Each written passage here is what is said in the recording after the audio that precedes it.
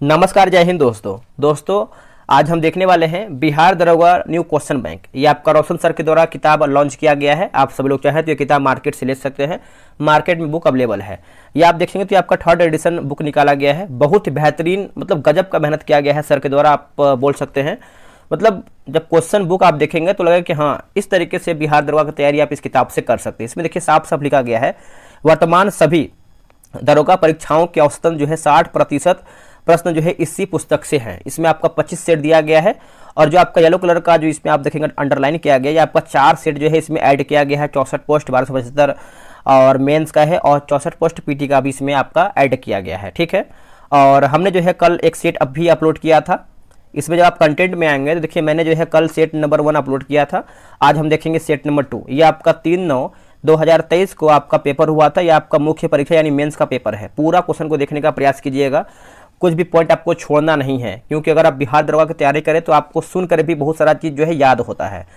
तो चलिए वीडियो को शुरू करते हैं। तो ये आप देख सकते हैं 3/9/2023 ये आपका मुख्य परीक्षा का हल प्रश्न पत्र है। चलिए वीडियो को शुरू करते हैं। उससे पहले आप सभी लोगों से रिक्वेस्ट करेंगे, अगर आप वीडियो को अभी तक लाइक नहीं किए हैं तो लाइक कीजिएगा दोस्तों। इससे क्या होता है कि हमें मोटिवेशन मिलता है, क्योंकि 1 से 1.5 घंटे का वीडियो बनता है तो मेहनत लगता है, ये आपको भी पता है। अगर आप लाइक करते हैं, वीडियो को शेयर करते हैं तो ये होता है कि चलिए आप लोग मिलकर सपोर्ट कर रहे हैं और आपके लिए कुछ बेहतर से बेहतर सेट वीडियो लेकर के आया जाए। चलिए पहला आपका क्वेश्चन क्या है, बोला कि टॉयलेट मैन ऑफ इंडिया किसे कहा जाता है। टॉयलेट मैन ऑफ इंडिया जो है किसे कहते हैं, तो बिंदुएश्वर पाठक को कहते हैं। ऑप्शन नंबर बी सही आंसर होगा। इनका जन्म जो है बिहार के वैशाली जिले में 1943 में हुआ था। इन्होंने भारत में स्वच्छता एवं स्वास्थ्य की दशा में सुधार और सामाजिक परिवर्तन हेतु 1970 में सुलभ इंटरनेशनल संस्था की स्थापना की। इन्होंने 1991 में पद्म भूषण से सम्मानित भी किया गया है। इनकी मृत्यु जो है 15 अगस्त 2023 को नई दिल्ली में हुआ है। 15 अगस्त 2023 को हुआ है। मिशन इंद्रधनुष का संबंध किससे है। मिशन इंद्रधनुष का संबंध देखेंगे तो ये आपका टीकाकरण से है। आंसर आपका डी होगा। मिशन इंद्रधनुष अभियान को भारत सरकार के केंद्रीय स्वास्थ्य मंत्रालय द्वारा सभी बच्चों को टीकाकरण के अंतर्गत लाने के लिए 25 दिसंबर 2014 को प्रारंभ किया गया था। मिशन इंद्रधनुष में बच्चों को 7 टीके या फिर डिप्थीरिया, काली खांसी, टेटनस, पोलियो, खसरा, टीबी तथा हेपेटाइटिस बी लगाने का प्रावधान है। विश्व पर्यावरण दिवस जो है कब मनाया जाता है, तो विश्व पर्यावरण दिवस देखेंगे तो यह मनाते हैं 5 जून को। ऑप्शन नंबर ए राइट होगा। विश्व पर्यावरण दिवस यूनेप की पहल है। इसका निर्णय स्टॉकहोम सम्मेलन 1972 में लिया गया था। पहला विश्व पर्यावरण दिवस 1974 में मनाया गया था। संयुक्त राष्ट्र पर्यावरण कार्यक्रम यानी यूनेप का गठन संयुक्त राष्ट्र महासभा की स्वीडन यानी स्टॉकहोम में मानव पर्यावरण पर हुई कॉन्फ्रेंस के परिणाम स्वरूप 5 जून 1972 को हुआ है। यूनेप की मुख्यालय की बात करते हैं तो नैरोबी यानी केन्या में है। एमिशन गैप रिपोर्ट तथा वैश्विक पर्यावरण आउटलुक रिपोर्ट यूनेप द्वारा जो है जारी कर यानी यूनेप जारी करता है। प्रथम पृथ्वी सम्मेलन कहाँ आयोजित किया गया था, तो यह किया गया था रियो डी जेनेरियो हो जाएगा। ऑप्शन नंबर बी राइट होगा। वर्ष 1992 में ब्राजील के रियो डी जेनेरियो शहर में पर्यावरण संरक्षण तथा सामाजिक आर्थिक विकास से जुड़ी तत्कालिक समस्याओं का समाधान खोजने के उद्देश्य से पृथ्वी शिखर सम्मेलन आयोजित जो है किया गया था। इसमें बोला कि इस सम्मेलन में सतत विकास हेतु वैश्विक कार्य योजना एजेंडा 21 को अपनाया गया था। रियो प्लस 10 जोहान्सबर्ग सम्मेलन वर्ष 2002 में दक्षिण अफ्रीका के जोहान्सबर्ग में आयोजित किया गया था। इसे पृथ्वी सम्मेलन 2002 के नाम से भी जाना जाता है। रियो प्लस 20 सम्मेलन वर्ष 2012 में ब्राजील के रियो डी जेनेरियो में आयोजित किया गया था। इस सम्मेलन में हरित अर्थव्यवस्था पर कार्यवाही के लिए भागीदारी की स्थापना की गई। क्योटो प्रोटोकॉल की बात करते हैं तो 1997 जापान कार्बन उत्सर्जन में कटौती से संबंधित है। नेक्स्ट क्वेश्चन, 2026 में फीफा विश्व कप कहाँ आयोजित किया जाएगा, तो ये किया जाएगा आपका यूएसए, कनाडा, मैक्सिको। आंसर जो है आपका ए सही होगा।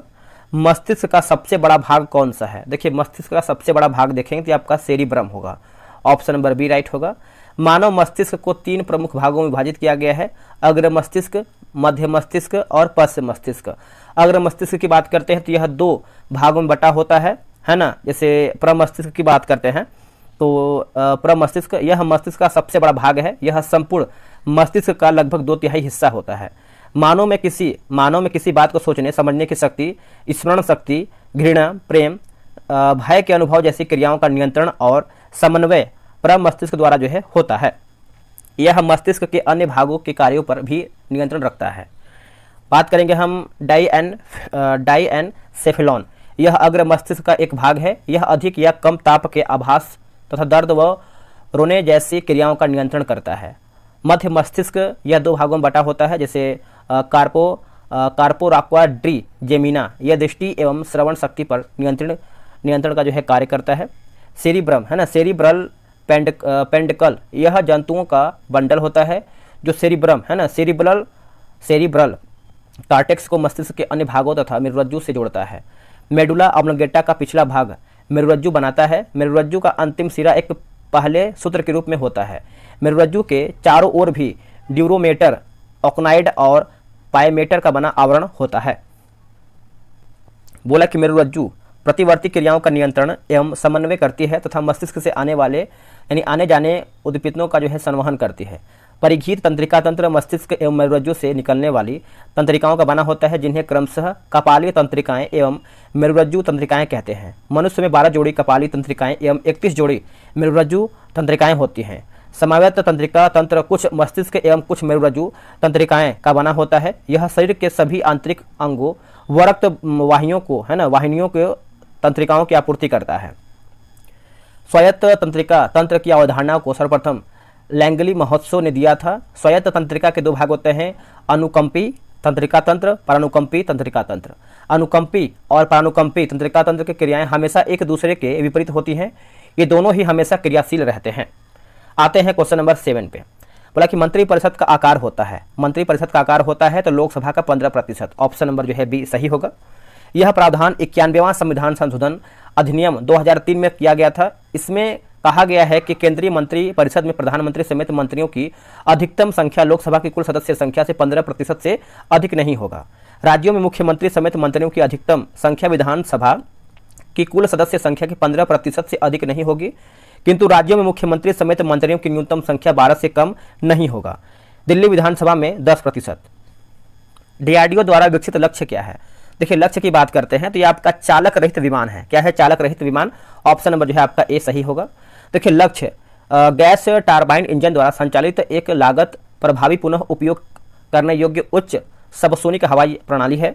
इसे डीआरडीओ ने वैमानिकी विकास प्रतिष्ठान द्वारा विकसित तथा हिंदुस्तान एरोनॉटिक्स लिमिटेड द्वारा जो है बनाया गया है। यह 1.5 किलोमीटर की लंबाई के 2 लक्ष्य को भेद सकता है। इसे भारतीय वायुसेना, भारतीय नौसेना तथा भारतीय थल सेना में क्रमशः 2000, 2001 तथा 2003 में शामिल किया गया है।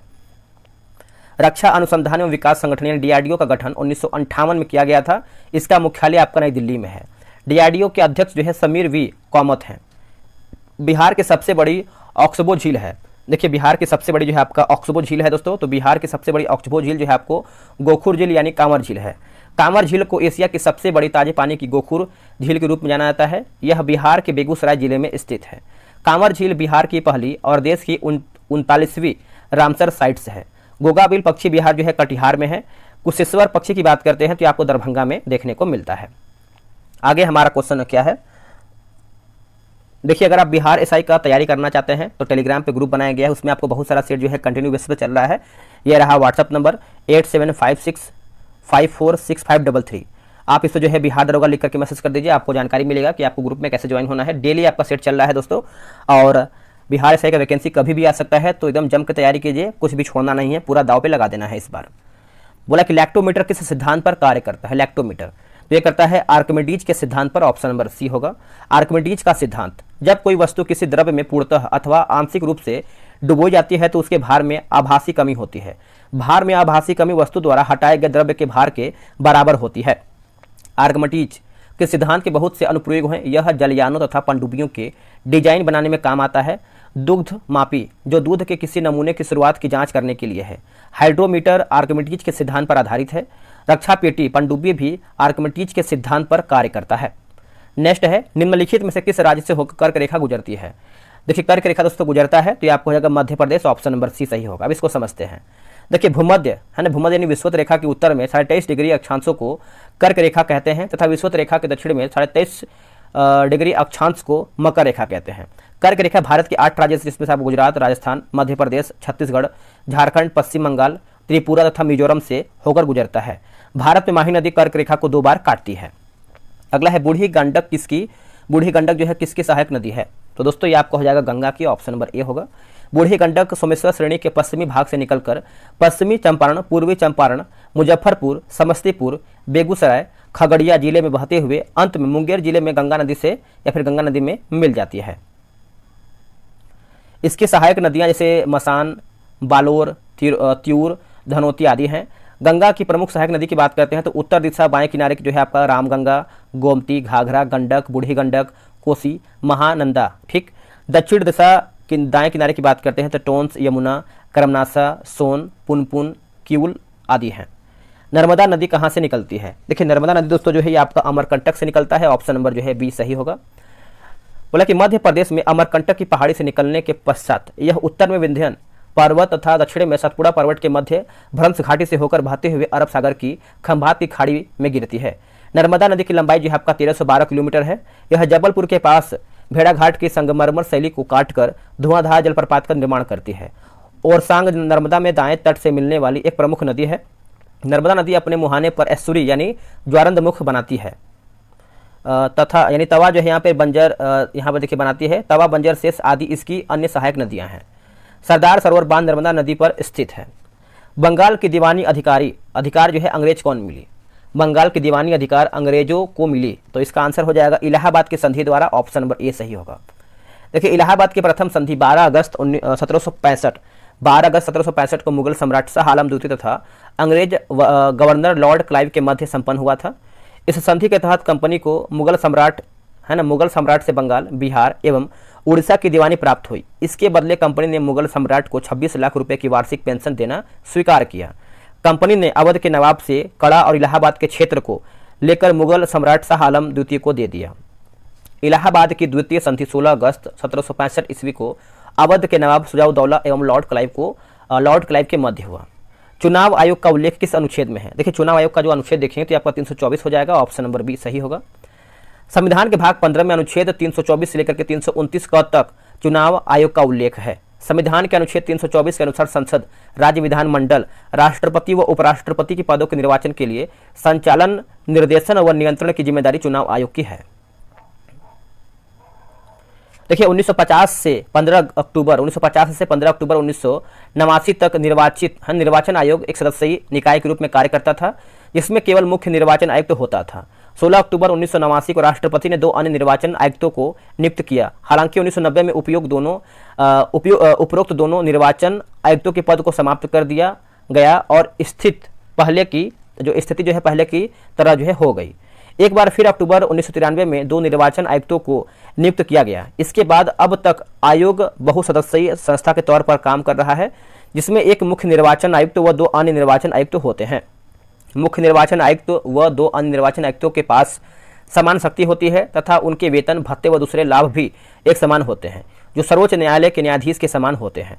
जब मुख्य निर्वाचन आयुक्त व 2 अन्य निर्वाचन आयुक्तों के बीच विवाद में मतभेद होता है तो आयोग बहुमत के आधार पर निर्णय करता है। मुख्य निर्वाचन आयुक्त व 2 अन्य निर्वाचन आयुक्तों का कार्यकाल 6 वर्ष या फिर 65 वर्ष की आयु जो पहले पूरा हो जाए उसी को मानते हैं। भारत के प्रथम मुख्य चुनाव आयुक्त की बात करते हैं तो आपका 21 मार्च 1950 से लेकर के 19 दिसंबर 1958 तक सुकुमार सेन थे। भारत की प्रथम महिला मुख्य चुनाव आयुक्त BS रामा देवी 26 नवंबर 1990 से लेकर के 11 दिसंबर 1990 तक थी। वर्तमान में मुख्य चुनाव आयुक्तों की बात करते हैं तो राजीव कुमार 25वें नंबर पे हैं। आते हैं क्वेश्चन नंबर 16 पे। बोला कि राज्य सूची के विषय पर संसद कब कानून बनाती है? तो इसका आंसर होगा राज्यसभा द्वारा 2/3 बहुमत से पारित प्रस्ताव पर, ए सही होगा। देखिए संविधान में राज्यसभा को 4 विशेष शक्तियां प्रदान की गई हैं जो लोकसभा के पास नहीं है। पढ़ते हैं इसको हम। देखिए यह संसद को राज्य सूची यानी अनुच्छेद 349 के विषय पर 2/3 बहुमत से प्रस्ताव पारित करके विधि बनाने हेतु अधिकृत कर सकती है। यह संसद को नई अखिल भारतीय सेवाओं के सृजन हेतु अधिकृत कर सकती है। अनुच्छेद 312 के तहत केवल राज्यसभा की उपराष्ट्रपति को हटाने की प्रक्रिया शुरू कर सकता है। अनुच्छेद 67 के तहत यदि राष्ट्रपति द्वारा आपातकाल की घोषणा ऐसे समय की जाती है जब लोकसभा भंग की जा चुकी है अथवा लोकसभा का विघटन हो गया हो, तब आपातकाल की घोषणा अकेले राज्यपाल के अनुमोदन पर प्रभावी होगा। अनुच्छेद 352, अनुच्छेद 356 तथा अनुच्छेद 360। संविधान में लोकसभा को निम्नलिखित विशेष शक्तियां प्रदान की गई है जो राज्यसभा के पास नहीं है। धन विधेयक अनुच्छेद 110 को प्रथम बार सिर्फ लोकसभा में पेश किया जाता है, राज्यसभा में नहीं। राज्यसभा धन विधेयक को अस्वीकृत या फिर संशोधित नहीं कर सकती है। उससे इस विधेयक को सिफारिश या फिर बिना सिफारिश के 14 दिन के भीतर लोकसभा को लौटाना अनिवार्य होता है। राज्यसभा सिर्फ बजट पर चर्चा कर सकती है, इसके अनुदानों की मांगों पर मतदान नहीं करती है। राष्ट्रीय आपातकाल समाप्त करने का संकल्प लोकसभा ही पारित कर सकती है। राज्यसभा अविश्वास प्रस्ताव पारित कर मंत्रिपरिषदों को नहीं हटा सकती है, क्योंकि मंत्रिपरिषद का सामूहिक उत्तरदायित्व लोकसभा के प्रति है। आगे देखेंगे, बोला कि भारत का देशांतरीय विस्तार कितना है। भारत का देशांतरीय विस्तार देखेंगे तो आपका 68 डिग्री 7 मिनट पूरब से लेकर के 97 डिग्री 25 मिनट पूरब। ऑप्शन नंबर जो है सी सही होगा। बोला कि भारत पूरी तरह से उत्तर पूर्वी गोलार्ध में स्थित है। यह 8 डिग्री 4 मिनट उत्तर से लेकर के उत्तरी अक्षांश से लेकर 37 डिग्री 6 मिनट उत्तरी अक्षांश के बीच विस्तृत है। भारत कुल क्षेत्रफल जो है 32,87,263 वर्ग किलोमीटर है, जो विश्व के कुल भौगोलिक क्षेत्रफल का 2.4% है। भारत की आकृति लगभग चतुष्कोणीय है। इसका उत्तर दक्षिण विस्तार जो है 32-14 किलोमीटर तथा पूर्वी पश्चिम जो है 29-33 किलोमीटर है। भारत की तट रेखा की कुल लंबाई जो है द्वीपों सहित की बात करते हैं तो 75-16.6 किलोमीटर है। भारत की स्थलीय सीमा की लंबाई जो है आपका 15,200 किलोमीटर है। भारत का सबसे उत्तरी बिंदु जो है आपका इंदिरा कॉल लद्दाख। भारत का सबसे दक्षिणी बिंदु की बात करते हैं तो इंदिरा पॉइंट ग्रेट निकोबार। भारत का सबसे पश्चिमी बिंदु की बात करते हैं तो गुहारमुत्ती गुजरात। भारत का सबसे पूर्वी बिंदु की बात करते हैं तो कीबीथू अरुणाचल प्रदेश। पराबैंगनी किरणों से रक्षा करने वाली परत कौन सा है? ये आपका स्ट्रेटोस्फीयर हो जाएगा। ऑप्शन नंबर बी सही होगा। वायुमंडल की संरचना की बात करते हैं तो देखिए तापीय विशेषता के आधार पर वर्गीकृत है, जैसे क्षोभमंडल। वायुमंडल की सबसे निचली परत को संवहन मंडल यानी परिवर्तन मंडल अथवा क्षोभमंडल कहा जाता है। इसकी औसत ऊंचाई सतह से लगभग 13 किलोमीटर है। यह ध्रुवों के निकट 8 किलोमीटर तथा विषुवत वृत्त पर 18 किलोमीटर की ऊंचाई पर विस्तृत है। क्षोभमंडल में मौसम संबंधित सभी घटनाएं तथा वाष्पीकरण, संघनन, वर्षण, कोहरा, बादल, तड़ित झंझा, चक्रवात आदि जो है घटित होते हैं। अगला कि सीता माता की जयंती कब मनाई जाती है? देखिए सीता माता की जयंती की बात करते हैं तो वैशाखी माह के शुक्ल पक्ष की नवमी को मनाते हैं। ऑप्शन नंबर बी सही होगा। देखिए हिंदू कैलेंडर के अनुसार सभी महीनों के नाम जैसे चैत्र, वैशाख, ज्येष्ठ, आषाढ़, श्रावण, भाद्र, आश्विन, कार्तिक, मार्गशीर्ष, अगहन इसको बोलते हैं, और पौष, माघ और फाल्गुन। ठीक, चैत्र माह के हिंदू नववर्ष की शुरुआत जो है होती है चैत्र माह से। नेक्स्ट क्वेश्चन है क्वेश्चन नंबर 20। बोला कि सर्वाधिक ऊंचाई पर स्थित बादल क्या कहलाता है? बादल दोस्तों जो है आपका पक्षाभ बादल कहते हैं। ऑप्शन नंबर जो है आपका डी सही होगा। बादलों का वर्गीकरण की बात करते हैं तो औसत ऊंचाई के आधार पर बादलों को 3 मुख्य वर्गों तथा 10 उपवर्गों में जो है बांटा जाता है। पहला जो है आपका उच्च बादल, ऊंचाई जो है आपका 6,000 से लेकर के 20,000 मीटर हो जाएगा। पक्षाभ बादल जैसे ये आसमान में सबसे अधिक ऊंचाई पर सफ़ेद रेशम की भांति कोमल व बिखरे बादल होते हैं। ये हिमकणों से बने होते हैं, इसलिए इनमें जो है वर्षा नहीं होती है।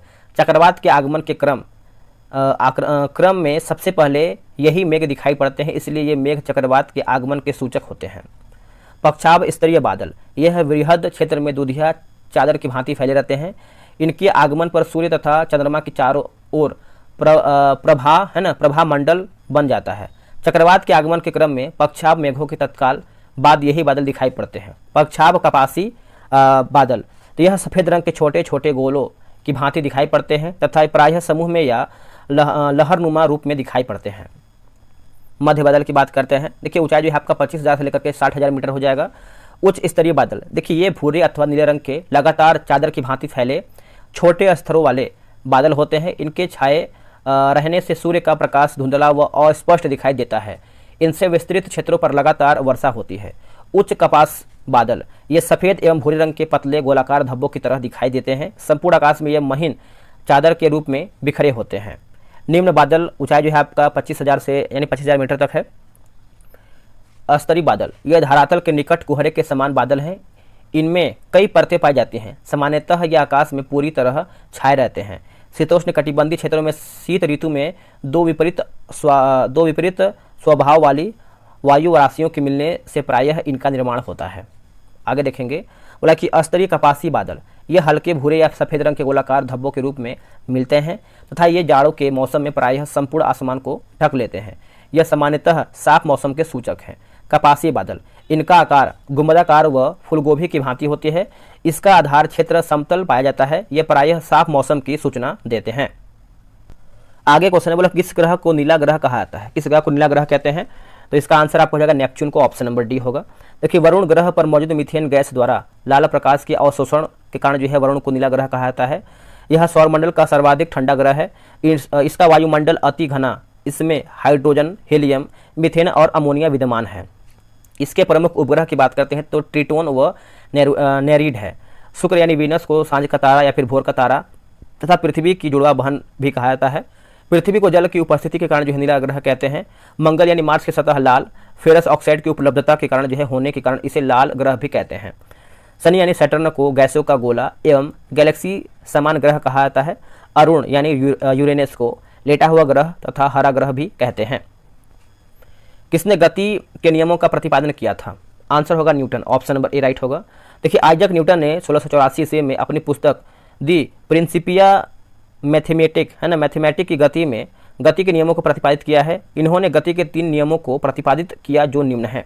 प्रथम गति की बात करते हैं, जैसे कोई वस्तु विराम की अवस्था में है वह विराम की अवस्था में ही रहेगी और यदि वह एक समान गति से किसी सीधी रेखा में चल रही हो तो वैसे ही चलती रहेगी जब तक कि उस पर कोई बाहरी बल लगाकर उसकी अवस्था में परिवर्तन न किया जाए।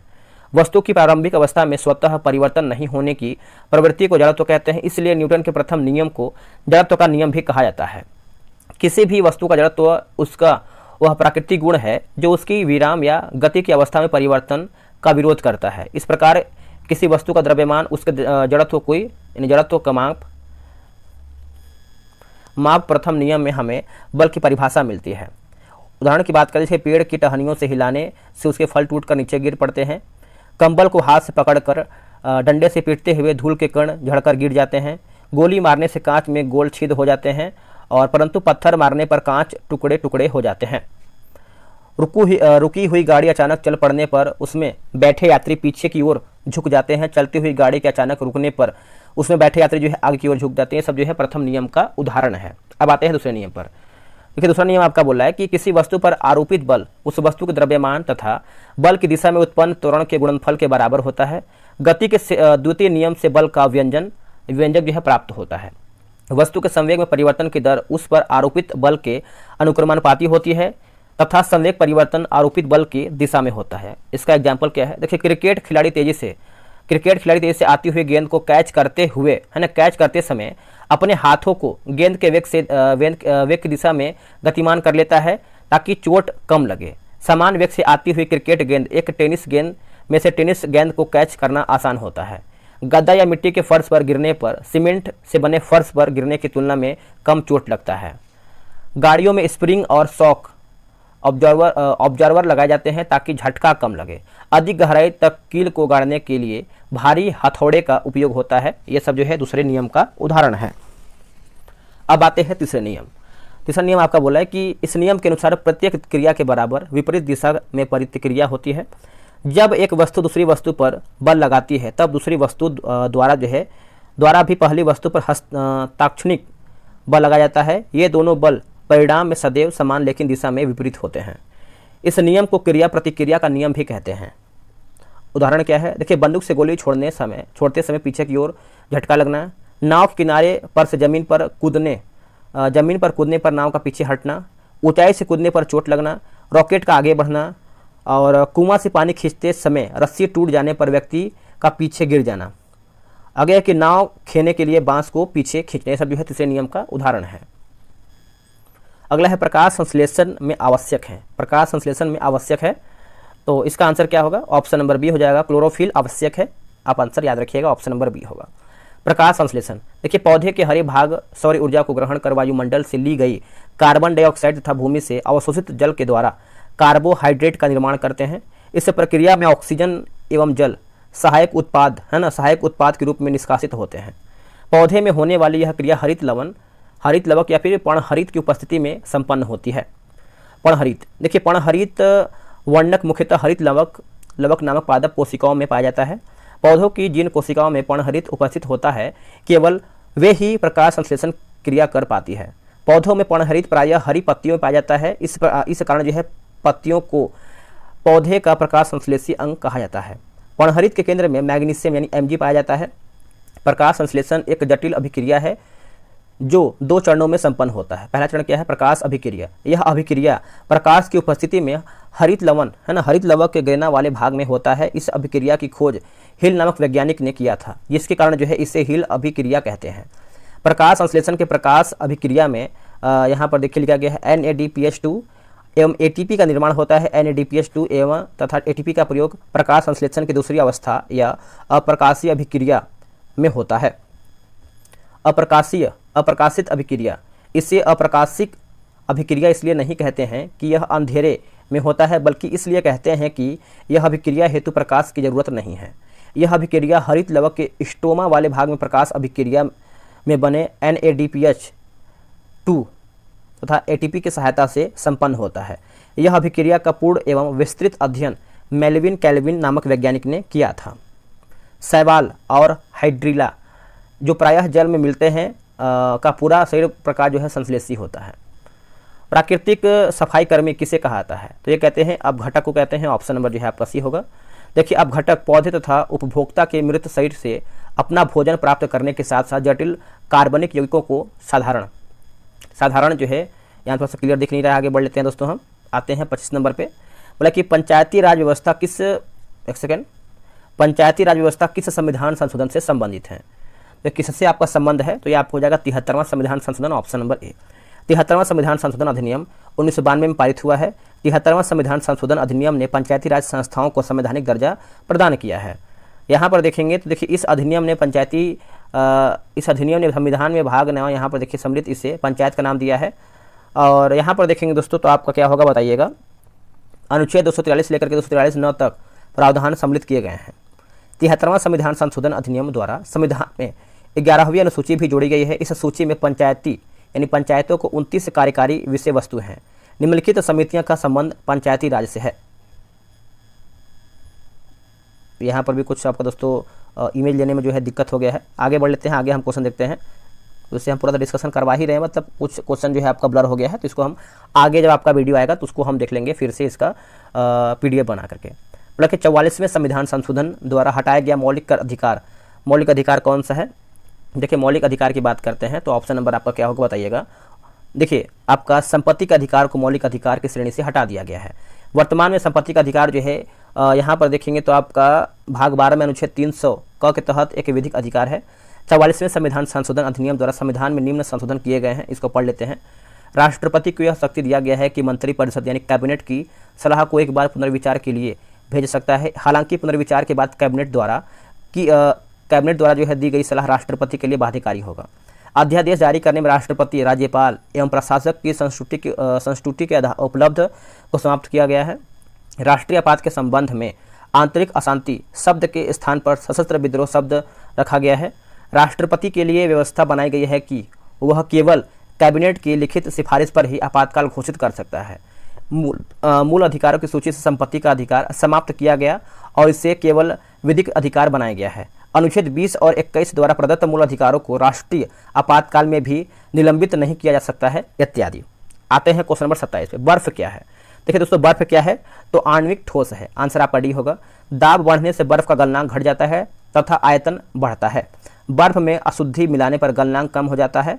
बर्फ के गलन की गुप्त उष्मा का मात्र 80 कैलोरी प्रति ग्राम है।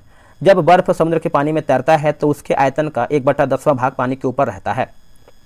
बर्फ घनत्व जो है 0.9 ग्राम प्रति सेंटीमीटर क्यूब होता है। जब किसी पानी भरे पात्र में बर्फ तैर रही होती है तब बर्फ के पिघल जाने पर पात्र में पानी का तल अपरिवर्तित रहता है। जल का आयतन 0 डिग्री सेल्सियस से 4 डिग्री सेल्सियस तक गर्म करने पर घटता है तथा 4 डिग्री सेल्सियस के बाद जो है आयतन बढ़ता है। जल का घनत्व जो है 4 डिग्री सेल्सियस पर सबसे अधिक होता है।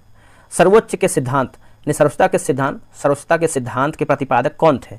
आंसर आपको हो जाएगा Lord Hastings. Option number A right होगा। सर्वोच्चता के सिद्धांत से तात्पर्य ईस्ट इंडिया कंपनी की सर्वोच्चता से है। इसमें कहा गया है कि कंपनी की शक्ति भारतीय राज्यों की तुलना में अधिक है। लॉर्ड हेस्टिंग 1813 से 23। आंग्ल नेपाल युद्ध 1814 से 16 तक। सुगौली की संधि 1816। सुगौली की संधि के बाद हेस्टिंग को मार्क्वेस ऑफ हेस्टिंग की उपाधि दी गई है। तृतीय आंग्ल मराठा 1817 से लेकर के 19 तक मराठा परिसंघ का कंपनी के साम्राज्य में विलय। रैयतवाड़ी बंदोबस्त 1820 लागू और मद्रास के गवर्नर टॉमस मुनरो द्वारा। महालवाड़ी व्यवस्था लागू 1822 में, हॉल्ट मैकेंजी द्वारा जो है पंजाब में शुरुआत, और 1822 का टेनेंसी एक्ट या काश्तकारी अधिनियम लागू बंगाल में। संविधान सभा के प्रथम अध्यक्ष कौन थे? प्रथम अध्यक्ष की बात करते हैं डॉक्टर सच्चिदानंद सिन्हा, ऑप्शन नंबर बी सही होगा। कैबिनेट मिशन की संस्तुतियों के आधार पर भारतीय संविधान का निर्माण करने वाली संविधान सभा के गठन हेतु चुनाव जुलाई 1946 में हुआ था। 9 दिसंबर 1946 को संविधान सभा की प्रथम बैठक नई दिल्ली में हुई।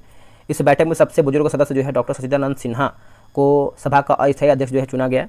11 दिसंबर 1946 को डॉक्टर राजेंद्र प्रसाद संविधान सभा के स्थायी अध्यक्ष जो है निर्वाचित हुए। संविधान निर्माण की प्रक्रिया में कुल 2 वर्ष 11 महीना और 18 दिन का समय लगा था। संविधान के प्रारूप में कुल 114 दिन बहस हुआ था। मूल संविधान में कुल 22 भाग, 395 अनुच्छेद और 8 अनुसूचियां थी। संविधान सभा की प्रमुख समितियां एवं उनके अध्यक्ष, जैसे संचालन समिति की बात करते हैं डॉक्टर राजेंद्र प्रसाद, संघीय संविधान समिति पंडित जवाहरलाल नेहरू, प्रांतीय संविधान समिति सरदार वल्लभ भाई पटेल, प्रारूप समिति की बात करते हैं डॉक्टर भीमराव अम्बेडकर, संघ शक्ति समिति जवाहरलाल नेहरू, मौलिक अधिकारों एवं अल्पसंख्यकों संबंधित परामर्श समिति सरदार वल्लभ भाई पटेल, राष्ट्रध्वज संबंधित तदर्थ समिति डॉक्टर राजेंद्र प्रसाद हो जाएंगे। निम्नलिखित में से कौन सी पुस्तक महात्मा गांधी से संबंधित है? तो ये आपको हो जाएगा young India, option number A होगा। महात्मा गांधी से संबंधित पत्र पत्रिकाएं एवं पुस्तक young India, Harijan, Navajivan, Hind Swaraj, my experiment with truth होगा, आत्मकथा है, और ethical religion, pathway to God. Mahatma Gandhi से संबंधित संस्थाएं जैसे नटाल इंडियन कांग्रेस 1894, फिनिक्स आश्रम की बात करते हैं तो 1904 होगा, और टॉलस्टॉय फार्म की बात करते हैं तो 1910 होगा। हरिजन सेवक संघ जो है 1932 इसका आंसर हो जाएगा। और क्या है क्वेश्चन नंबर आपका 31 नंबर है, बोला कि लघुपथन के समय परिपथ में, लघुपथन के समय परिपथ में आप देखेंगे तो धारा का मान बढ़ जाता है, ऑप्शन नंबर जो है सी सही होगा। बोला कि अतिधारण या लघुपथन से बचाव हेतु फ्यूज का उपयोग किया जाता है। अच्छे फ्यूज तार टीन के बने होते हैं। सस्ता फ्यूज तार शीर्षा 37% एवं टीन जो है आपका 63% मिश्र धातु का बना होता है। इसका गलनांक कम होता है। विद्युत फ्यूज या सदैव परिपथ के साथ श्रेणी क्रम में जोड़ा जाता है। आजकल फ्यूज के स्थान पर लघु परिपथ विच्छेदन यानी एमसीबी का उपयोग किया जाता है। घरों में दी जाने वाली विद्युत 220 वोल्ट की प्रत्यावर्ती यानी एसी धारा होती है, जिसकी आवृत्ति जो है 50 हर्ट्ज होती है। अगला कि महाबलीपुरम का सप्त रथ मंदिर किसने बनवाया था? आंसर होगा पल्लवों ने बनवाया था, ये सही होगा। रथ मंदिरों में सबसे छोटा द्रौपदी रथ है, जिसमें किसी प्रकार का अलंकरण नहीं मिलता है। पल्लव वंश का संस्थापक जो है सिंह विष्णु था, जिसकी राजधानी कांची यानी कांचीपुरम में थी। बोला किरातार्जुनीय के लेखक भारवी यानी सिंह विष्णु के दरबार में रहते थे। मतविलास प्रहसन की रचना जो है पल्लव शासक महेंद्र वर्मन प्रथम ने किया था। नरसिंह वर्मन द्वितीय ने कांची के कैलाशनाथ मंदिर तथा महाबलीपुरम के सूर्य मंदिर का निर्माण करवाया था। 10 कुमार चरित्र के लेखक दंडी नरसिम्हन वर्मन है, नरसिंह वर्मन द्वितीय के दरबार में रहते थे। नोट: कांची कैलाशनाथ मंदिर के निर्माण से द्रविड़ स्थापत्य कला की शुरुआत मानी जाती है। किस ऐप को आरपीएफ द्वारा जो है प्रतिबंधित किया गया है? तो आंसर होगा Real Mango, option number B होगा। रियल मैंगो एक अवैध सॉफ्टवेयर है जिसका उपयोग रेलवे में आरक्षण की पुष्टि के लिए किया जाता था। रेलवे सुरक्षा बल यानी आरपीएफ का गठन रेलवे सुरक्षा बल अधिनियम 1957 द्वारा 1959 में किया गया था। संसद ने आरपीएफ अधिनियम में 20 सितंबर 1985 को संशोधन कर आरपीएफ को संघ के एक सशस्त्र बल का दर्जा दिया। अतः हर साल 20 सितंबर को आरपीएफ के स्थापना दिवस के रूप में मनाया जाता है। 2011 की जनगणना के अनुसार भारत की साक्षरता दर कितना है? तो ये आपको हो जाएगा 73%, ऑप्शन नंबर बी सही आंसर होगा। 2011 के अनुसार यानी जनगणना के अनुसार देखेंगे तो देखिए पुरुष यानी भारत की पुरुष साक्षरता दर जो है आपका 82.14% है। भारत की महिला साक्षरता दर की बात करते हैं तो 65.46% है। भारत का लिंगानुपात जो है आपका 94.3 है, सॉरी माफ कीजिएगा 943 है, 943। भारत का लिंगानुपात जो शिशु लिंगानुपात है आपका 919 है। भारत का जनसंख्या घनत्व जो है आपका 382 व्यक्ति प्रति वर्ग किलोमीटर है। बिहार का साक्षरता दर 61.8% है। बिहार की पुरुष साक्षरता दर जो है आपका 71.2% है। बिहार की महिला साक्षरता दर 51.5% है। बिहार का लिंगानुपात जो है आपका 918 है। आगे हमारा है बिहार का शिशु लिंगानुपात आपका 935 है। बिहार का जनसंख्या घनत्व 1006 व्यक्ति प्रति वर्ग किलोमीटर है। सर्वाधिक ऊंचाई पर स्थित मतदान केंद्र तासीगंग किस राज्य में है? तो दोस्तों ये आपको देखने को मिलता है हिमाचल प्रदेश में। ऑप्शन नंबर बी सही होगा, हिमाचल प्रदेश। 2023 के कर्नाटक विधानसभा चुनाव में पहली बार वोट फ्रॉम होम का विकल्प प्रदान किया गया। वर्तमान में भारत के मुख्य निर्वाचन आयुक्त राजीव कुमार 25वां हैं। वर्तमान में बिहार के मुख्य निर्वाचन अधिकारी HR श्रीनिवास हैं। रानी दुर्गावती कहाँ शासिका थी? कहाँ की शासिका थी? तो ये है गोंडवाना की शासिका थी। आंसर आपका डी होगा। चलिए आगे हम देख लेते हैं अगला हमारा क्वेश्चन क्या है। क्वेश्चन नंबर 37 देखेंगे। देखिए बोला कि निम्नलिखित में से कौन सा रोग बैक्टीरिया जनित है? इनमें से कौन सा रोग है जो हमारा बैक्टीरिया द्वारा होता है? तो ये आपका टाइफाइड हो जाएगा। ऑप्शन नंबर जो है आपका सी होगा, टाइफाइड। अब इसको समझते हैं कुछ क्वेश्चन। जैसे बैक्टीरिया जो है जीवाणु जनित रोग होता है। कोढ़, डिप्थीरिया, टिटनेस, प्लेग और सिफिलिस आदि, हैजा, निमोनिया, गोनोरिया, क्षयरोग, ये सब जो आपका बैक्टीरिया से होता है।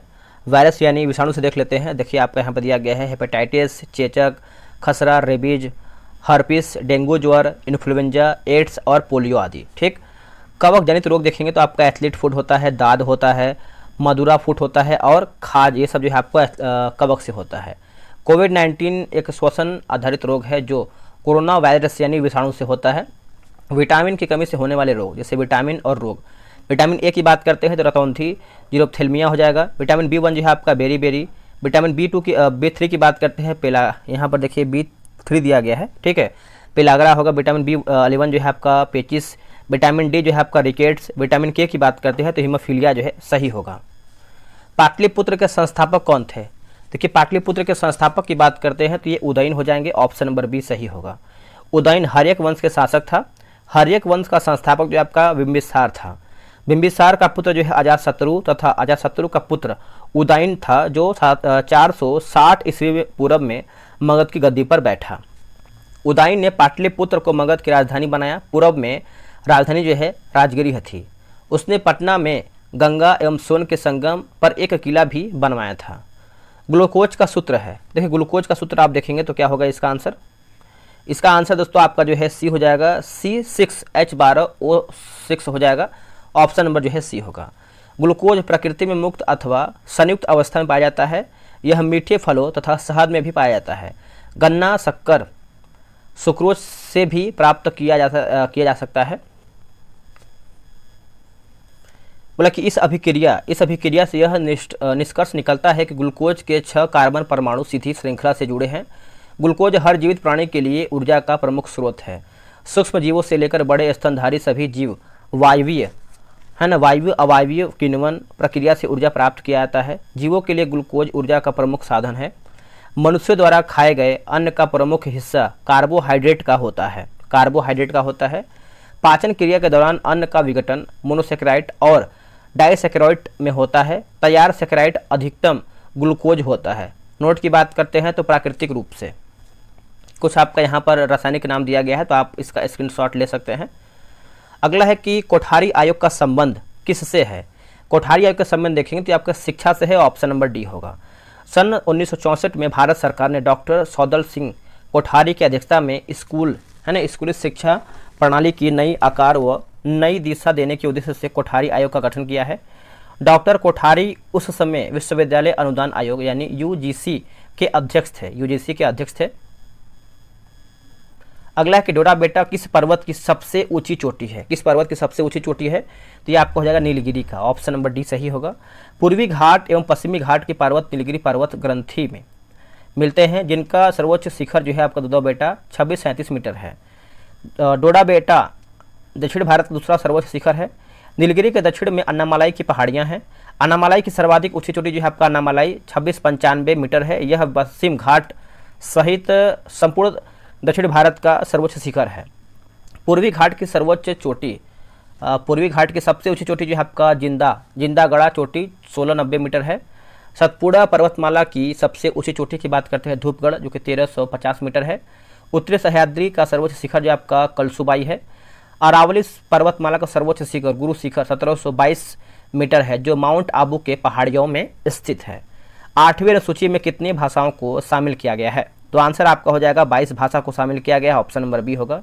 ये भाषाएं की बात करते हैं तो असमिया, बांग्ला, बोडो, डोगरी, गुजराती, हिंदी, कन्नड़, कश्मीरी, कोंकणी, मैथिली, मलयालम, मणिपुरी, मराठी, नेपाली, उड़िया, पंजाबी, संस्कृत, संथाली, सिंधी, तमिल, तेलुगु तथा उर्दू है।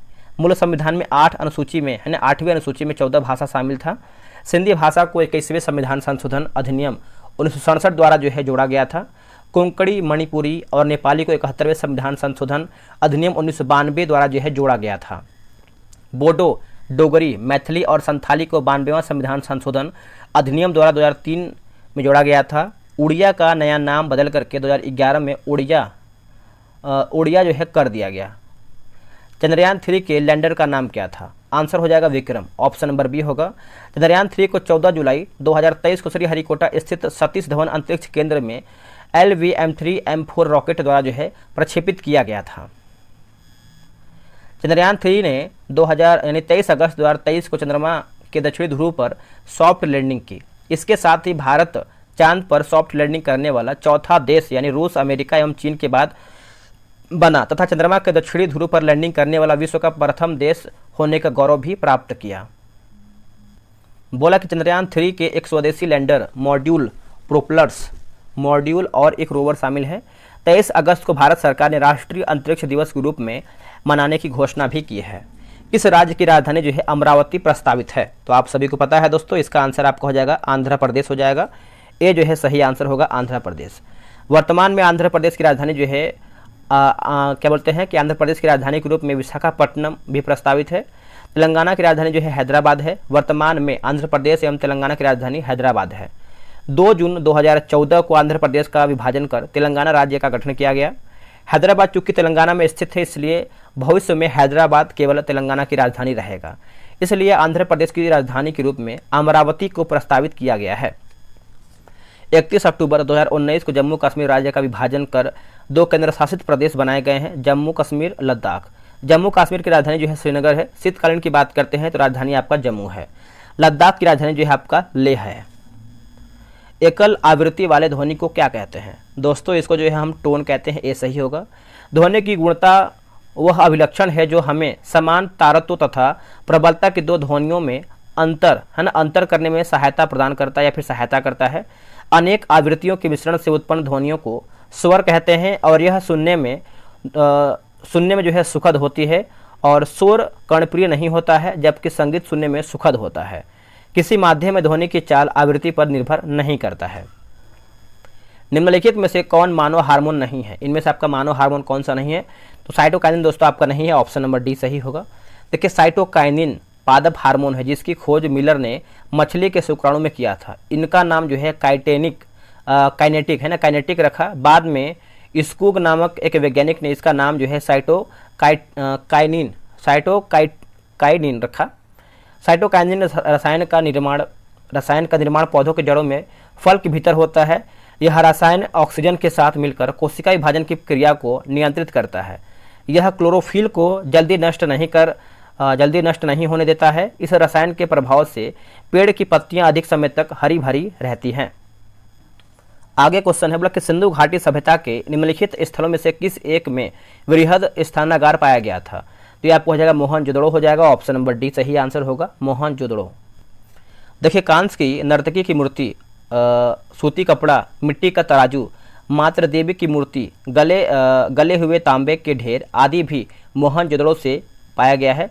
जुते हुए खेत के साक्ष्य, उसके बाद आयताकार 7 अग्नि वेदिकाएं, कांच और मिट्टी की चूड़ियाँ, प्रतीकात्मक समाधियाँ आदि जो है कालीबंगा से पाया गया है।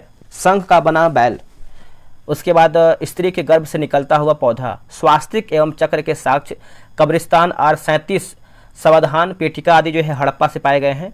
लोथल से मनका उद्योग के साक्ष्य, तांबे का कुत्ता और फारस की मुहर, बंदरगाह, धान की भूसी, ये सब जो है पाए गए हैं लोथल से। अगला है कनिष्क को हराने वाला चीनी जनरल कौन था? चीनी जनरल कौन था? तो देखिए इसका आंसर हो जाएगा पान चाओ। क्या होगा? पान चाओ, ऑप्शन नंबर सी होगा। कनिष्क का चीन के शासक पान चाओ से युद्ध हुआ था, जिसमें पहले कनिष्क की पराजय हुई तथा बाद में विजय। कनिष्क कुषाण वंश का महानतम शासक था। उसने 78 ईस्वी में अपना राज्यारोहण किया तथा इसके उपलक्ष्य में शक संवत चलाया। इसे वर्तमान भारत सरकार द्वारा प्रयोग मार्च 1957 से लाया गया था। अगला है कि कनिष्क की प्रथम राजधानी जो है पेशावर यानी पुरुषपुर तथा दूसरी राजधानी मथुरा थी। कनिष्क ने कश्मीर जीत कर वहाँ कनिष्कपुर नामक नगर बसाया था, कनिष्कपुर नगर जो है बसाया था। आगे को क्वेश्चन है कि बजरंग पूनिया का संबंध किस खेल से है। देखिए बजरंग पूनिया का संबंध देखेंगे तो ये आपका कुश्ती से है दोस्तों, ऑप्शन नंबर ए राइट होगा, कुश्ती। अब देखें कुछ खिलाड़ियों का नाम, जैसे पीवी सिंधु की बात करते हैं बैडमिंटन, दीपिका कुमारी जो है तीरंदाजी, हिमा दास यानी ढिंग एक्सप्रेस कहते हैं इनको, ये धावक से संबंधित हैं, साइना नेहवाल जो है बैडमिंटन, दीपा कर्माकर जो है जिम्नास्टिक, और रवि कुमार दहिया की बात करते हैं कुश्ती, भावना पटेल जो है para table tennis, Manu Bhaker की बात करते हैं तो निशानेबाज, और मीराबाई चानू की बात करते हैं तो भारोत्तोलन हो जाएगा। राज्यसभा कितने दिनों तक धन विधेयक को रोक सकती है, तो इसका आंसर आपको हो जाएगा 14 दिन तक, ऑप्शन नंबर बी राइट होगा। धन विधेयक अनुच्छेद 110 प्रथम बार केवल लोकसभा में पेश किया जाता है, याद रखिएगा। देखिए राज्यसभा धन विधेयक को न तो अस्वीकृत कर सकती है और न ही संशोधित कर सकती है, वह सिर्फ सिफारिश कर सकती है, जिसको मानने या न मानने के लिए लोकसभा स्वतंत्र है। राज्यसभा धन विधेयक को अधिकतम 14 दिनों तक जो है रोक सकती है। 14 दिन की अवधि बीत जाने पर यह जो है स्वतः मान लिया जाता है कि धन विधेयक को जिस रूप में लोकसभा ने पास किया उसी रूप में जो है राज्यसभा ने भी पास कर दिया है। कृत्रिम पारिस्थितिकीय तंत्र का उदाहरण है, तो आंसर हो जाएगा खेत, ऑप्शन नंबर बी राइट होगा। देखिए वर्ष 1935 में ब्रिटिश पारिस्थितिकीविद आर्थर टेंसले ने पारिस्थितिकीय तंत्र शब्द का गढ़ा था। समुदायों के जीवों की रचना, कार्य एवं उनके वातावरण के पारस्परिक संबंध को पारिस्थितिकीय तंत्र या परितंत्र कहते हैं। पारिस्थितिकीय तंत्र एक जटिल आत्मनिर्भर प्रकृति तंत्र होता है जिसमें सजीव एवं निर्जीव संगठक अंतर्निहित होते हैं। इसमें सजीवों एवं निर्जीवों के बीच अंतर संबंध बनाए रखने के लिए ही जाने वाले सभी क्रियाएं अंतर्निहित होती हैं। अगला कि पारिस्थितिकीय तंत्र एक खुला तंत्र होता है क्योंकि इसमें निरंतर ऊर्जा तथा पदार्थों का संचयन तथा बहिर्गमन होता रहता है। प्राकृतिक पारिस्थितिकीय तंत्र, देखिए प्राकृतिक पारिस्थितिकीय तंत्र में जैव तथा अजैविक घटक के बीच अतः क्रिया होती है। यह प्रकृति में स्वाभाविक रूप से घटित होता है। इसके कामकाज के लिए किसी मानवीय गतिविधि की आवश्यकता नहीं होती है। कृत्रिम पारिस्थितिकीय तंत्र, देखिए यह जैविक और अजैविक घटकों वाला एक मानव निर्मित पारिस्थितिकीय तंत्र है और इसमें प्रौद्योगिकी भी शामिल होता है। इसको हम देख लेते हैं। देखिए पारिस्थितिकीय तंत्र है ना, तो देखिए प्राकृतिक पारिस्थितिकीय तंत्र और कृत्रिम पारिस्थितिकीय तंत्र दिया गया है। जैसे हम प्राकृतिक पारिस्थितिकीय तंत्र देखेंगे, देखिए स्थलीय की बात करते हैं तो वन, घास के मैदान, मरुस्थल। जलीय की बात करते हैं तो अलवन जलीय पारिस्थितिकीय तंत्र और सागरीय पारिस्थितिकीय तंत्र, संक्रमण कालीन पारिस्थितिकीय तंत्र। अब यहाँ पे देखेंगे कृत्रिम पारिस्थितिकीय तंत्र, देखिए चिड़ियाघर, एक्वेरियम और खेत होगा, पोल्ट्री फार्म आदि। तो ये सब जो है आपका संबंधित हो जाता है। नेक्स्ट हमारा क्वेश्चन है क्वेश्चन नंबर 52। कि तूतीकोरिन बंदरगाह किस राज्य में स्थित है। दोस्तों ये आपको देखने को मिलता है तमिलनाडु में, ऑप्शन नंबर जो है सी होगा।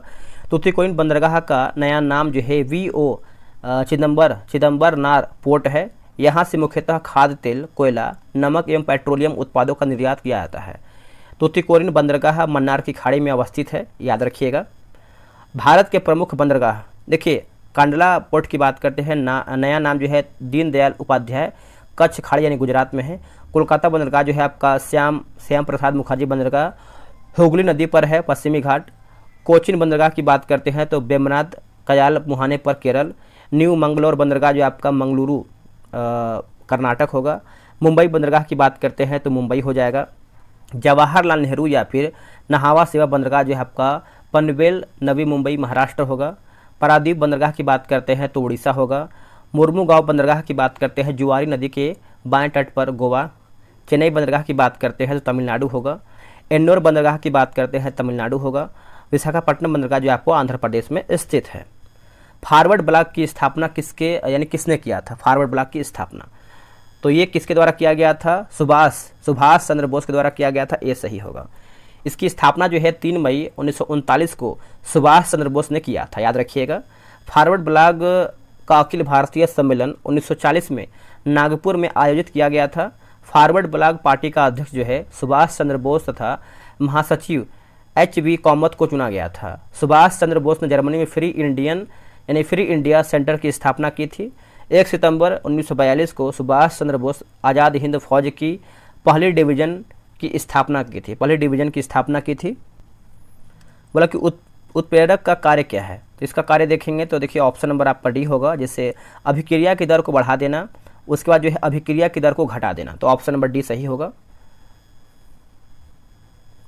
बोला कि साइमन कमीशन का विरोध क्यों हुआ। देखिए साइमन कमीशन का विरोध क्यों हुआ, तो आंसर हो जाएगा इसमें एक भी भारतीय शामिल नहीं था, ऑप्शन नंबर डी होगा, यानी ऑप्शन नंबर बी हो जाएगा। इसका डिस्कशन देख लेते हैं। देखिए भारत सरकार अधिनियम 1919 में यह प्रावधान था कि 10 वर्ष बाद एक आयोग की नियुक्ति की जाएगी जो एक जांच करेगी कि भारत उत्तरदायी शासन की दिशा में कहां तक प्रगति करने की दिशा में है। साइमन कमीशन की नियुक्ति जो है नवंबर 1927 में की गई थी। इस कमीशन की नियुक्ति भारत राज्य सचिव बर्किन हेड द्वारा किया गया था। इस कमीशन में कुल 7 सदस्य शामिल थे। इस 7 सदस्यों में एक भी भारतीय सदस्य भारतीय शामिल नहीं थे, इसलिए भारतीयों द्वारा श्वेत कमीशन यानी बोल सकते हैं इसको आप श्वेत कमीशन कहकर जो है इसका बहिष्कार किया गया। यह कमीशन 3 फरवरी 1928 को भारत आया था। Muslim League, Justice Party, all India अछूत एसोसिएशन और केंद्रित सिख संघ ने इस कमीशन का जो है विरोध नहीं किया। अच्छे से याद रखिएगा। आते हैं अगले, यानी अगला हमारा डिस्कशन है। बोला कि साइमन कमीशन के विरोध के दौरान हुए लाठीचार्ज से चोटिल है ना, चोटिल होने के कारण जो है पंजाब केसरी लाला लाजपत राय का निधन जो है 17 नवंबर 1928 को हो गया था।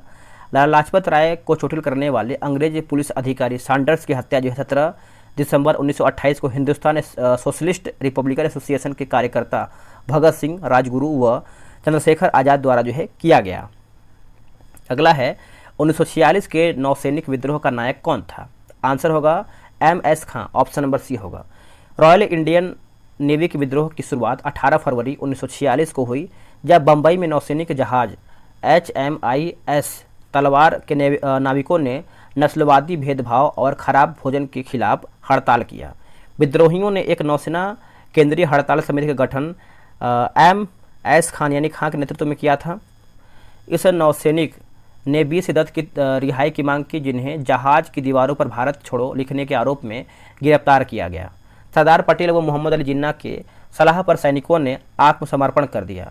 विद्रोहियों ने आत्मसमर्पण करते हुए कहा कि हम भारत के सामने आत्मसमर्पण कर रहे हैं, ब्रिटेन के सामने नहीं।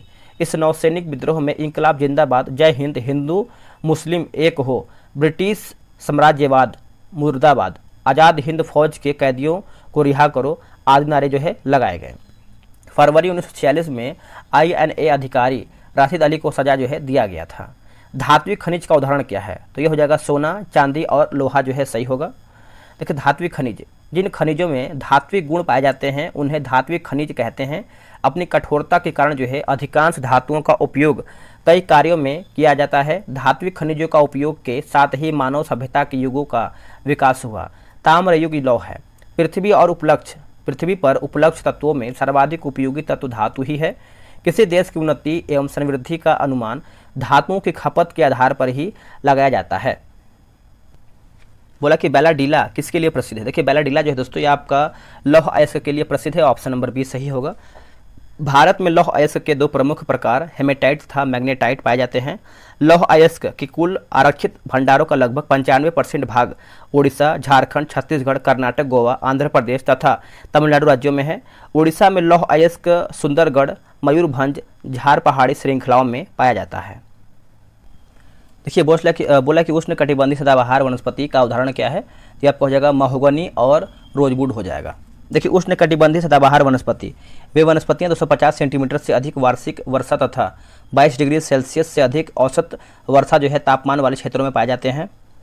उष्ण कटिबंधीय वनों की शुद्ध प्राथमिक उत्पादकता भी सर्वाधिक होती है। सिनकोना, सहोगनी, रोजवुड, आर्किड, फर्न, आबनूस, बांस तथा ताड़ आदि उष्ण कटिबंधीय सदाबहार वनस्पति के उदाहरण हैं। उष्ण कटिबंधीय आर्द्र पर्णपाती वनस्पति, इन वनस्पतियों के विकास हेतु 100 से 200 सेंटीमीटर तक वार्षिक वर्षा जो है आवश्यक होती है। प्रमुख वनस्पति साल, सागवान, शीशम, बैंत, चंदर, आंवला, सहतूत, महुआ आदि हैं। नोट: बबूल, नागफनी, खजूर, खेजड़ी आदि शुष्क कटिली वनस्पति के उदाहरण है। लेकिन नौका दौड़ किस राज्य का प्रसिद्ध खेल है, तो ये आपका केरल का हो जाएगा। आंसर आपका डी सही होगा, केरल। केरल में नौका दौड़ का सिलसिला बोला कि चंबकुलम वलम कली अथवा नौका दौड़ के साथ आरंभ होता है। यह राज्य की सबसे लोकप्रिय नौका दौड़ है। केरल के अलपुझा जिले में पुनमड मेकवाटर में आयोजित की जाने वाली नेहरू ट्रॉफी नौका दौड़ है। केरल के बैकवाटर्स का सबसे बड़ा उत्सव है। इस नौका दौड़ का आयोजन प्रतिवर्ष अगस्त के दूसरे शनिवार को किया जाता है। इस नौका दौड़ में चंदन वल्लम यानी स्नेक बोट और छोटी देसी नौकाओं की दौड़ व अनुष्ठानिक जल शोभा यात्रा निकाली जाती है। मतलब कि अरणमुला वल्लम कली यह सर्प नौका दौड़ समारोह पार्थसारथी मंदिर द्वारा जो है ओणम के मौसम में संचालित किया जाता है। और पैडम नौका दौड़ जो कि सर्प नौका दौड़ और अल्पबुझा में आयोजित जो है किया जाता है। आगे है कि नरोरा परमाणु विद्युत संयंत्र किस राज्य में स्थित है। तो ये आपको उत्तर प्रदेश में देखने को मिलता है। ऑप्शन नंबर सी होगा। परमाणु रिएक्टर दो प्रकार के होते हैं, अनुसंधान रिएक्टर और ऊर्जा रिएक्टर। अगस्त 1956 में एशिया के पहले अनुसंधान रिएक्टर अप्सरा का परिचालन भाभा परमाणु अनुसंधान केंद्र यानी ट्राम्बे मुंबई द्वारा जो है किया गया था। अप्सरा रिएक्टर का परिचालन जो है 2009 में बंद कर दिया गया। भारत में 7 परमाणु संयंत्रों में 22 से अधिक रिएक्टर जो है कार्यरत हैं। तारापुर नाभिकीय संयंत्र महाराष्ट्र भारत का प्रथम ऊर्जा नाभिकीय रिएक्टर है। रावत भाटा नाभिकीय संयंत्र जो है आपका राजस्थान। कुडनकुलम नाभिकीय संयंत्र जो है तमिलनाडु। कैगा नाभिकीय संयंत्र जो है कर्नाटक। काकरापारा नाभिकीय संयंत्र की बात करते हैं तो ये आपको गुजरात देखने को मिलता है। कलपक्कम नाभिकीय संयंत्र जो है आपको तमिलनाडु। नरोरा नाभिकीय संयंत्र की बात करते हैं तो उत्तर प्रदेश में है। अनिषेध है ना लिखा गया है अनिमेष लोचन चैत्य कहाँ स्थित है। तो ये आपको जो है बोधगया में देखने को मिलता है। ये सही होगा। यह वह स्थान है जहाँ भगवान बुद्ध ने ज्ञान प्राप्त करने के बाद अपना दूसरा सप्ताह खड़े होकर बोधि वृक्ष को एकटक देखते हुए बिताया था। अनिमेष लोचन चैत्य महाबोधि मंदिर परिसर की सीमा के भीतर स्थित 7 पवित्र स्थानों में से एक है। अनिमेष लोचन चैत्य नाम का शाब्दिक अर्थ होता है खुली आंखें। इसे ज्वेल वाक या फिर विचरण पथ भी कहा जाता है। बौद्ध धर्म का स्थापना जो है महात्मा बुद्ध ने किया था। महात्मा बुद्ध के बचपन का नाम जो है सिद्धार्थ था। हरसाई बौद्ध स्तूप जो है बेगूसराय बिहार में स्थित है। विश्व शांति स्तूप जो है राजगीर में स्थित है। भारत की पहली सीमेंट फैक्ट्री की स्थापना कहाँ किया गया था। तो ये किया गया था चेन्नई में। ऑप्शन नंबर ए सही होगा। 1904 में भारत में पहली बार समुद्री सीपियों का उपयोग कर चेन्नई में सीमेंट बनाने का असफल जो है प्रयास किया गया। भारत में सफल सीमेंट फैक्ट्री की शुरुआत 1914 में इंडियन सीमेंट कंपनी के रूप में पोरबंदर में किया गया। आगे हमारा है कि गारो खासी एवं जयंतिया जो है एक भाग है किसका। तो ये आपको हो जाएगा प्रायद्वीपीय पठार का भाग है। ऑप्शन नंबर बी होगा। भारत का प्रायद्वीपीय पठार एक अनियमित त्रिभुजाकार आकृति भूखंड है जिसका विस्तार उत्तर पश्चिम में अरावली पर्वतमाला व दिल्ली, पूरब में राजमहल की पहाड़ियाँ, पश्चिम में गिर पहाड़ियाँ, दक्षिण में कार्डमम पहाड़ियाँ तथा उत्तर पूर्व में शिलांग एवं कार्बी एंगलोंग पठार तक है। प्रायद्वीपीय पठार को पठारों का पठार कहते हैं क्योंकि यह कई पठारों से मिलकर बना है। उत्तर पूर्वी पठारों में मेघालय का पठार प्रायद्वीपीय पठार का ही भाग है। बोला कि उत्पत्ति व संरचना की दृष्टि से मेघालय का पठार प्रायद्वीपीय पठार यानी छोटा नागपुर का पठार है का ही पूर्वी विस्तार है जो राजमहल, गारो गैप अथवा मालदा गैप के द्वारा जो है अलग हुआ है। इस पठार में पश्चिम से पूरब की ओर क्रमशः गारो, खासी, जयंतिया तथा मिकिर पहाड़ियां अवस्थित हैं जो प्राचीन चट्टानों से बनी हैं। गारो, खासी, जयंतिया इस पठार में निवास करने वाली प्रमुख जनजाति हैं। मेघालय पठार क्षेत्र में धारवाड़ संरचना से निर्मित शिलोंग रेंज सबसे ऊंचा पर्वतीय क्षेत्र है, इसलिए इसे जो है शिलोंग पठार के नाम से जाना जाता है। गूगल द्वारा भारतीय ग्रामीण महिलाओं के लिए कौन सा प्रोग्राम चलाया गया है। तो ये आपका हो जाएगा इंटरनेट साथी हो जाएगा। ऑप्शन नंबर बी होगा। ग्रामीण समुदायों में महिलाओं के बीच डिजिटल साक्षरता को बढ़ावा देने के लिए डाटा ट्रस्ट के सहयोग से गूगल द्वारा 2015 में यह कार्यक्रम जो है शुरू किया गया था। अब यहाँ पर देखिए आपका ये मेंस का पेपर है तो आपको मैथ प्लस रीजनिंग देखने को मिलेगा। तो इसमें देखिए 20 क्वेश्चन आपका मैथ प्लस रीजनिंग है। इसको हम स्किप करेंगे, पूरा जीके जीएस को देखेंगे। जो भी आपका जीके जीएस होगा इसको हम पूरा देखने का प्रयास करेंगे। जैसे आपको देखेंगे 73 नंबर जो है आपको देख लेते हैं। निम्नलिखित विद्रोह को क्रम में सजाइए। तो देखिए इसका आंसर आपका सी हो जाएगा, जिसमें आप देखेंगे तो आपका पहले आपका चंपारण सत्याग्रह हो जाएगा जो कि 1917 में हुआ था। उसके बाद देखिए आपका हो जाएगा अहमदाबाद आंदोलन, दोस्तों ये आपका हुआ था 1918 फरवरी मार्च में हुआ था। फिर खेड़ा सत्याग्रह की बात करते हैं तो ये आपका 1918 मार्च जून में हुआ था। देखिए चंपारण सत्याग्रह का नेतृत्व जो है महात्मा गांधी ने किया था। चंपारण सत्याग्रह 3 कठिया प्रणाली यानी 3/20 के विरुद्ध किया गया था। इस प्रणाली के तहत अंग्रेजों द्वारा किसानों से प्रत्येक 20 कट्ठा भूमि में से 3 कट्ठा भूमि पर जबरन नील की खेती कराई जाती थी। प्लेग बोनस के लिए अहमदाबाद के मिल मजदूरों ने आंदोलन किया था। इसे समर्थन देने हेतु गांधी जी ने पहली बार भारत में भूख हड़ताल का प्रयोग किया था। खेड़ा सत्याग्रह गांधी जी द्वारा जो है गुजरात के किसानों की समस्याओं को लेकर किया गया था। ये भी आपका क्वेश्चन मैथ का ही दिया गया है। तो चलिए आगे बढ़ते हैं, अगला हम क्वेश्चन देख लेते हैं। ये सब आपका मैथ का क्वेश्चन है। वीडियो कैसा लग रहा है दोस्तों बताइएगा, और हो सके तो क्वेश्चन वीडियो को लाइक करके जाइएगा, क्योंकि देखिए वीडियो को लाइक करते हैं तो कहीं ना कहीं मोटिवेशन आता है, और एक ये होता है कि चलिए आपको एक बेहतर तरीके से वीडियो जो है प्रोवाइड कराया जाए। ये सब जो है आपका मैथ का ही क्वेश्चन दिया गया है। तो अब आते हैं क्वेश्चन नंबर 95 पे। देखिए बोला कि विधान परिषद का सदस्य बनने हेतु न्यूनतम उम्र जो है कितनी होनी चाहिए, तो ये आपका 30 वर्ष होना चाहिए। ऑप्शन नंबर सी सही होगा। विधान परिषद राज्य विधानमंडल का उच्च सदन होता है। विधानसभा राज्य विधानमंडल का निम्न सदन होता है। विधानसभा का सदस्य बनने हेतु न्यूनतम उम्र जो है 25 वर्ष होनी चाहिए। प्रमुख पदों हेतु उम्र सीमा की बात करते हैं, देखिए पंचायत चुनाव लड़ने हेतु 21 वर्ष हो जाएगा। राज्यपाल उपराज्यपाल राष्ट्रपति उपराष्ट्रपति हेतु जो है 35 वर्ष है। लोकसभा की बात करते हैं तो 25 वर्ष हो जाएगा। राज्यसभा सदस्य की बात करते हैं तो 30 वर्ष यहाँ पर हो जाएगा। अब आते हैं क्वेश्चन नंबर 96 पे। वृहद ट्रंक मार्ग निम्न में से किससे जो है संबंधित है, तो यह आपका सड़क परिवहन से है। ऑप्शन नंबर ए राइट होगा। वृहद ट्रंक मार्ग का निर्माण शेरशाह सूरी ने करवाया था। कालांतर में अंग्रेज लॉर्ड ऑकलैंड ने इसका मरम्मत करवाया था। ग्रांड ट्रंक रोड दक्षिण एशिया की सबसे पुरानी सड़क मार्ग है। वर्तमान के NH1 एवं NH2 को सम्मिलित रूप से ग्रांड ट्रंक रोड कहा जाता है। इस सड़क मार्ग को सड़क ए आजम तथा शेरशाह सूरी मार्ग भी कहा जाता है। विश्व स्वास्थ्य संगठन का मुख्यालय निम्नलिखित में से किस देश में स्थित है, तो दोस्तों ये आपको स्विट्जरलैंड में देखने को मिलता है। ऑप्शन नंबर बी सही होगा। इसकी स्थापना 7 अप्रैल 1948 को किया गया है। विश्व स्वास्थ्य संगठन एक ऐसी संस्था है जो विश्व के सभी देशों के साथ स्वास्थ्य से संबंधित समस्याओं पर आपसी सहयोग तथा मानक विकसित करने का काम करता है। विश्व स्वास्थ्य संगठन का मुख्य उद्देश्य पूरे विश्व के लोगों को बेहतर स्वास्थ्य भविष्य देना तथा स्वास्थ्य सेवाओं को मजबूत बनाना है। विश्व स्वास्थ्य संगठन में सदस्यों की जो कुल संख्या है 194 सदस्य हैं।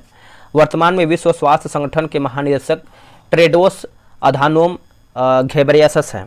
विश्व स्वास्थ्य संगठन जो है विश्व स्वास्थ्य दिवस जो है 7 अप्रैल को मनाया जाता है। विश्व के प्रमुख संगठन एवं उनके मुख्यालय देख लेते हैं, कुछ इंपॉर्टेंट जो हैं, जैसे एशियाई विकास बैंक की जो मुख्यालय है मनीला फिलीपींस में है। दक्षिण पूर्वी एशियाई राष्ट्रों का मुख्यालय जो है आप बोल सकते हैं जकार्ता इंडोनेशिया। नाटो का मुख्यालय जो है ब्रुसेल्स बेल्जियम। सार का मुख्यालय जो है काठमांडू नेपाल। विश्व व्यापार संगठन WTO तो जेनेवा स्विट्जरलैंड होगा। आधुनिक राष्ट्रमंडल की बात करते हैं लंदन UK में है। अंतर्राष्ट्रीय मुद्रा कोष की बात करते हैं तो आपको वाशिंगटन DC में देखने को मिलता है। किसी अर्धचालक का ताप बढ़ाने पर उसकी प्रतिरोधकता, तो इसका आंसर क्या होगा बताइएगा। देखिए इसका आंसर आप देखेंगे तो आपका ऑप्शन नंबर बी होगा। किसी अर्धचालक का ताप बढ़ाने पर उसकी प्रतिरोधकता जो है घट जाएगी। बी सही आंसर होगा। आते हैं क्वेश्चन नंबर 99 पे। बोला कि ओडोमीटर एक उपकरण है। ओडोमीटर एक उपकरण है जिसके द्वारा जो है मापन किया जाता है, तो ये आपको हो जाएगा दूरी का। ऑप्शन नंबर डी सही होगा। देखिए ओडोमीटर है ना, ऑडियोमीटर यह उपकरण ध्वनि की तीव्रता मापने में काम आता है। ऑडियो फोन जो है इसका उपयोग लोग सुनने में सहायता के लिए जो है कान में लगाने के लिए जो है करते हैं। बोला कि हाइग्रोमीटर इसकी सहायता से वायुमंडल में व्याप्त आर्द्रता जो है मापी जाती है। सिस्मोग्राफ यह भूकंप की तीव्रता मापने वाला उपकरण है। फायदोमीटर की बात करते हैं तो यह यंत्र समुद्र की गहराई मापने में काम आता है। रेनगेज की बात करते हैं, यह वर्षा मापने के काम में आने वाला उपकरण है। एक्टिनोमीटर जो है इसकी सहायता से सूर्य की किरणों की तीव्रता मापने में काम आता है। बल एक सदिश राशि है, इसका एसआई मात्रक जो है आपका न्यूटन है। शक्ति का एसआई मात्रक की बात करते हैं तो वाट, जिसे वैज्ञानिक जेम्स वाट के सम्मान में रखा गया है। अलकनंदा तथा भागीरथी नदी कहाँ आकर मिलती है, तो ऑप्शन नंबर जो है आपका देवप्रयाग हो जाएगा। ऑप्शन नंबर सी सही होगा। अलकनंदा और पिंडार का संगम जो है कर्णप्रयाग होगा। अलकनंदा और धौलीगंगा की बात करते हैं तो विष्णुप्रयाग होगा। अलकनंदा और मंदाकिनी की बात करते हैं तो आपका रुद्रप्रयाग होगा। अलकनंदा और नंदाकिनी का संगम जो है आपका नंदप्रयाग होगा। दोस्तों हमारा वीडियो जो यहीं पर समाप्त होता है। अब आपको कमेंट करके बताना है कि आपका स्कोर कैसा रहा है, वीडियो कैसा लगा है। वैसे स्कोर क्या है क्योंकि आंसर आपके सामने ही है, बट ये आप बोल सकते हैं कि आपको वीडियो कैसा लगा है और क्या इसमें जो है सुधार करना चाहिए, क्योंकि आप देखेंगे तभी आप ही बता पाएंगे। मैंने तो पूरा मेहनत किया है इस वीडियो के माध्यम बनाने के लिए। और मास्टर वीडियो आप देखिएगा, बिहार दरोगा क्वेश्चन बैंक मैंने डाला हुआ है प्लेटफार्म का, तो आप उसका भी देख सकते हैं। चलिए आज के लिए इतना ही। जय हिंद। अगले वीडियो में बहुत जल्द मिलते हैं हम लोग सभी लोग।